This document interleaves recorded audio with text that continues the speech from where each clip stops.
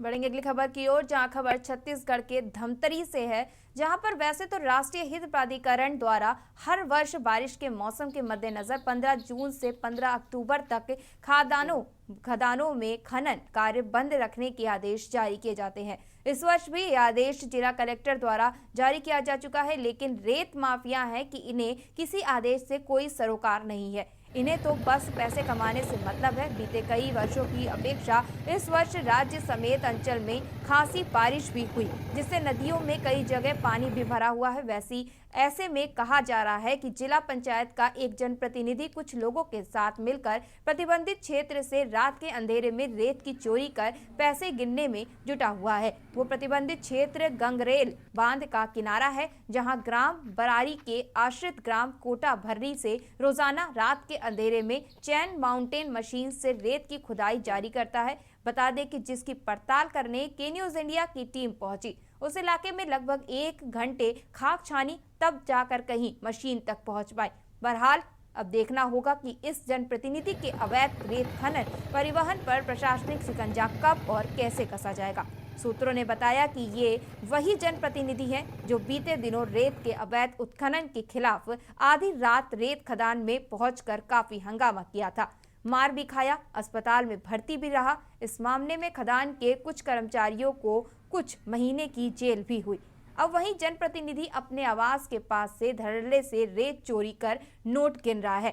मालूम हो कि ये रेत माफिया उर्फ जनप्रतिनिधि इतना शातिर है कि रात भर मशीन से रेत निकालने के बाद सुबह होते ही चैन मशीन को जंगलों में छिपा देता है, जिसकी पड़ताल करने की न्यूज इंडिया की टीम उस इलाके में लगभग 1 घंटे खाक छानती रही, तब जाकर ये मशीन कहीं उन तक पहुंच पाई। बहरहाल अब देखना होगा कि इस जनप्रतिनिधि के अवैध रेत खनन परिवहन पर प्रशासनिक शिकंजा कब और कैसे कसेगा।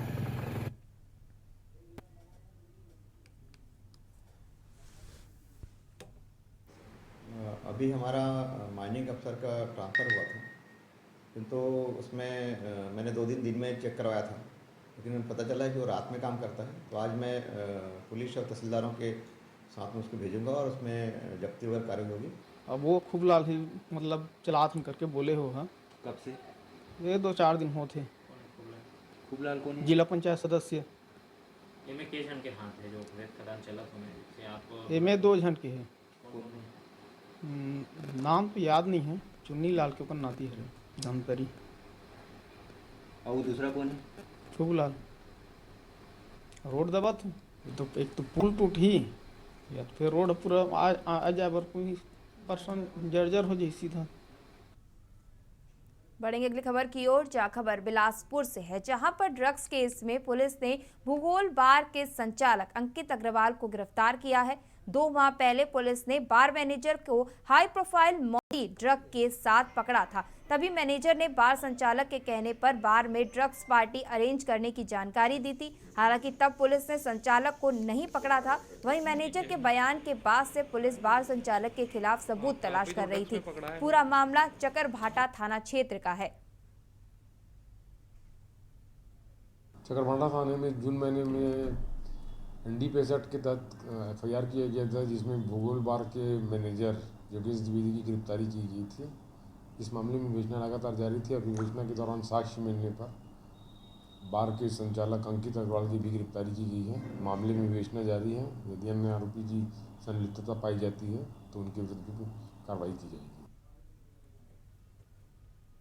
बढ़ेंगे अगली खबर की ओर, जहां खबर धमतरी से है, जहां पर पूरे प्रदेश में धर्मांतरण के मामले बढ़ते जा रहे हैं। एक ऐसा ही मामला जिले की नगरी ब्लॉक के ग्राम चुरियारा से सामने आया है, जहां जिला प्रशासन द्वारा एक समाज विशेष को कब्रिस्तान के लिए जमीन का आवंटन किया गया है, जबकि न कि ग्रामीणों को इसकी जानकारी है, न ही वार्ड वासियों को। ऐसे में उग्र ग्रामवासी व सर्व समाज के लोग नगरी SDM कार्यालय के सामने चक्का जाम में बैठ गए और कलेक्टर के आदेश को हिटलरशाही रवैया बताया जा रहा है। साथ ही खूब नारेबाजी भी हुई। पुलिस प्रशासन की समझाने के बाद ग्रामीणों ने रास्ता छोड़ा और ज्ञापन सौंपकर 1 सप्ताह के भीतर आदेश निरस्त करने की बात कही है, अन्यथा जन आंदोलन की चेतावनी दी गई है।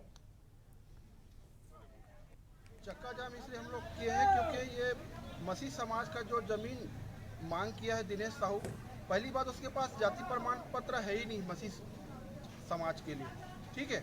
और मैं ये 2016-17 में ऑलरेडी वो ज़मीन जो है मैं खारिज करवा दिया था, और खारिज जब 2016 में ऑलरेडी जब खारिज हो गया था, उसके बाद भी 2022 में इन लोग फिर आवेदन किए और वो 2022 का कैंसिल किए हैं और 2016-17 का वापस इन लोग कलेक्टर साहब द्वारा फिर से आवंटन किया गया है।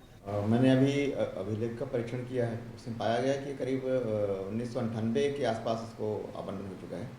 क्योंकि पहले से आवंटन हुआ है तो उसमें मानना चाहिए कि उस समय पूरी प्रक्रिया करके ही आवंटन किया होगा, क्योंकि इश्तेहार जारी होती है, दावापत्ती होती है, सारा चीज़ करने के बाद होती है। रुकेंगे छोटे से ब्रेक के लिए, जल्द हाजिर होते हैं। आप देख रहे हैं के न्यूज, खबरों का सारथी। देखें कौन नया खिलाड़ी आया है, समझा देते हैं, प्यार से समझाएंगे। ये तो अपनी जुबान है। जुबान एक हो तो दिल भी एक होने चाहिए। विमल बोलो जुबान केसरी। के न्यूज की खास पेशकश सप्ताहांत में देखिए भ्रष्टाचार पर प्रहार, इस शनिवार रविवार रात 8 बजे और सुनक की हनक इस शनिवार रविवार रात 8:30 बजे प्रबुद्ध चौहान के साथ। आप देख रहे हैं के न्यूज, खबरों का सारथी। ब्रेक के बाद आप सबका स्वागत है और बता दें कि दिल्ली से बड़ी खबर आ रही है। दिल्ली से आ रही बड़ी खबर जो हम आप तक पहुंचा रहे हैं, जहां पर पॉलिटिकल पार्टी के फंड को लेकर छापेमारी की गई है।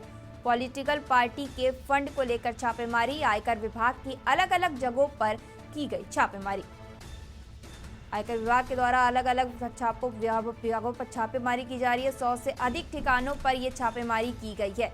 दिल्ली, लखनऊ और गुरुग्राम में आईटी के छापे, जयपुर के बड़े उद्योगपतियों के घर भी ये छापेमारी की जा रही है। आईटी के द्वारा ये छापेमारी की जा रही है। एससी के एक बड़े वकील के घर भी छापेमारी की बात कही गई है। आपको बता दें कि सुप्रीम कोर्ट के वकील के घर भी छापेमारी, राजस्थान के 93 जगहों पर यह छापेमारी की गई है। यूपी, दिल्ली, मध्य प्रदेश, हरियाणा, छत्तीसगढ़, गुजरात में की जा रही छापेमारी। आपको बता दें कि यूपी के कुल 24 ठिकानों पर आयकर विभाग के द्वारा ये छापेमारी की जा रही है। ये दिल्ली से बड़ी खबर आप तक पहुंचा रहे हैं। चुनाव आयोग की रिपोर्ट के बाद आईटी का बड़ा बयान सामने आया।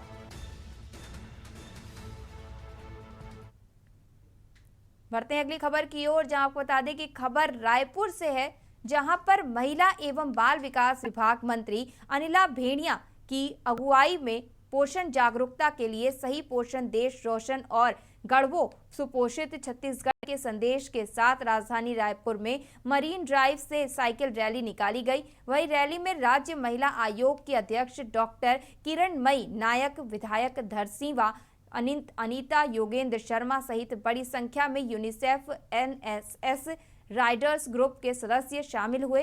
इस अवसर पर अनिला भेड़िया ने पोषण जागरूकता रथ को हरी झंडी दिखाकर रवाना किया और पोषण शपथ दिलाई। साथ ही लगभग 5 से 6 किलोमीटर की यात्रा कर साइकिल रैली पुनः मरीन ड्राइव में समाप्त हुई। आज हम लोग सुपोषण अभियान माह चल रहा है। इसमें हमारे पूरे प्रदेश में इस तरह का जागरूकता अभियान रैली चालू की है, जो जन जन तक हम लोग अपनी संदेश पहुंचाने की कोशिश कर रहे हैं कि छत्तीसगढ़ हमारा जल्द से जल्द सुपोषित हो। बढ़ेंगे अगली खबर की ओर, जहां खबर रायपुर से है, जहां पर भारतीय जनता पार्टी के राष्ट्रीय अध्यक्ष जेपी नड्डा 4 दिवसीय दौरे पर छत्तीसगढ़ आ रहे हैं। भाजपा राष्ट्रीय अध्यक्ष के स्वागत के लिए भव्य तैयारियों में जुटी हुई है। रायपुर एयरपोर्ट से लेकर शहर और उसके बाद साइंस कॉलेज मैदान तक अनेक कड़ी में जेपी नड्डा का स्वागत किया जाएगा। इस दौरान राजधानी रायपुर के मरीन ड्राइव चौक से भाजपा कार्यालय एकात्म परिसर तक राष्ट्रीय अध्यक्ष तक रोड शो करेंगे। राष्ट्रीय अध्यक्ष के दौरे की जानकारी देने के लिए भाजपा प्रदेश अध्यक्ष अरुण साव ने भाजपा कार्यालय एकात्म परिसर में प्रेस कॉन्फ्रेंस की। उन्होंने जानकारी देते हुए कहा कि 9 सितंबर को राष्ट्रीय अध्यक्ष जेपी नड्डा आ रहे हैं। राष्ट्रीय अध्यक्ष बनने के बाद छत्तीसगढ़ पे उनका ये पहला दौरा है। सुबह 11 बजे रायपुर एयरपोर्ट पहुंचेंगे। एक रोड शो का भी आयोजन किया जाएगा।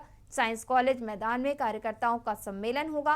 राष्ट्रीय अध्यक्ष पहले जिला कार्यकारिणी और जिला अध्यक्ष की बैठक में मौजूद रहेंगे, जिसके बाद भाजपा सांसदों और विधायकों की बैठक होगी और अंत में कोर ग्रुप की बैठक होगी। भाजपा कार्यशाला कोषाबू ठाकरे परिसर में होगी। साथ ही प्रेस कॉन्फ्रेंस का भी आयोजन किया जाएगा।